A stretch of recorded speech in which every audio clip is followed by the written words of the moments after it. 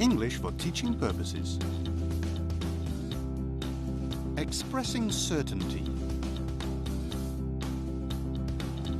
Sometimes we say dubious stuff in class. And when we do it, we use language to reflect where we stand. On this video, we'll talk about the expression of certainty as something that has to do with personal or scientific stance. After all, if you're personally invested in a particular finding, you will tend to present it in ways that suggest such finding is truer than any competing theories. Certainty also relies on more superficial viewpoint aspects, and it is unquestionably related to the emotional links we lock around our messages. Halliday and other linguists believe that the expression of certainty is an essential layer of meaning. That basically means that the degree to which we believe in anything we say is always encoded in the actual message, whether we choose to put it out there or not. Certainty is quite evidently a matter of degrees, and it tends to live in the realm of verbs and their accompanying adverbs, though it can also be expressed by other means. This is how it goes. Let's say that when we express something using the present simple, positive or negative, we are indeed saying we're absolutely sure of it. That's the highest degree of certainty. But when we use a modal form like might, we are expressing without a shadow of a doubt that we feel more than dubious about the truth of our message. As I said earlier, when you use the present simple, you're engraving the highest degree of certainty onto the sentence. It is the tense of facts, as in, the earth is round, all humans are born equal, or plastic isn't an organic product. Sometimes we can also use a future form to express complete certainty. The minute hand will move clockwise every minute. A high degree of certainty can also be expressed by means of the negative form of can. When we use it, we are denying the possibility for something to happen. Check this out. Anvils cannot float. Go ask Wile E. Coyote.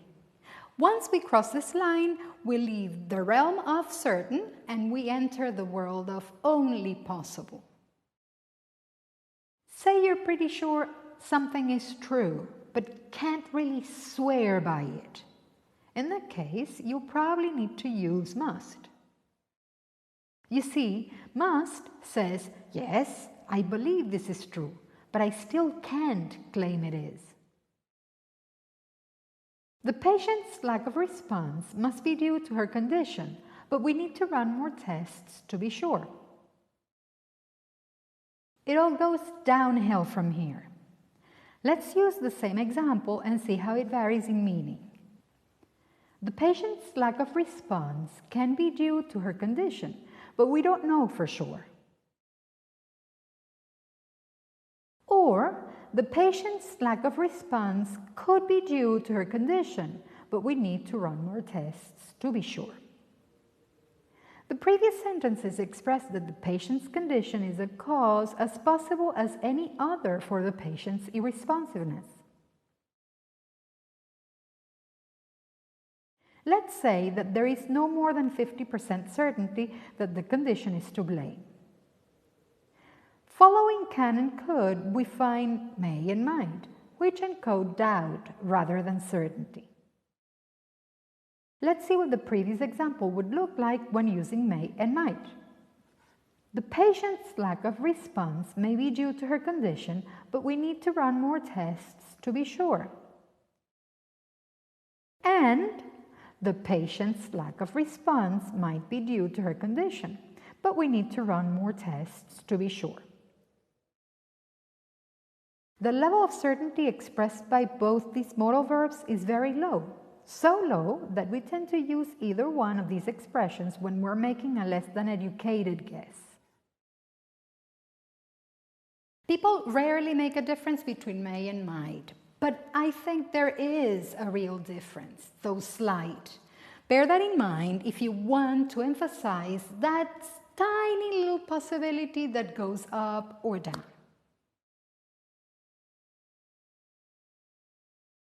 The most efficient way to express certainty is by relying on the use of tenses and modals. However, adverbs add an interesting layer of meaning by helping us establish how predictable something is. For example, it is slightly different to say water boils at 100 degrees Celsius than saying water always boils at 100 degrees Celsius.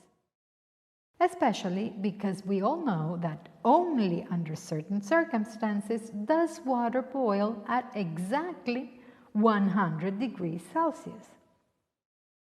What I have added to the latter sentence is an adverbial, only under certain circumstances, and an adverb, exactly,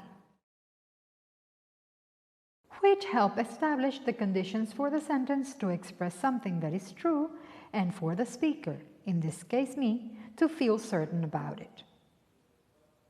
You see, by adding information about when, why, or how something happens, we draw a sort of line between the things we believe to be true and the ones that are less true for ourselves.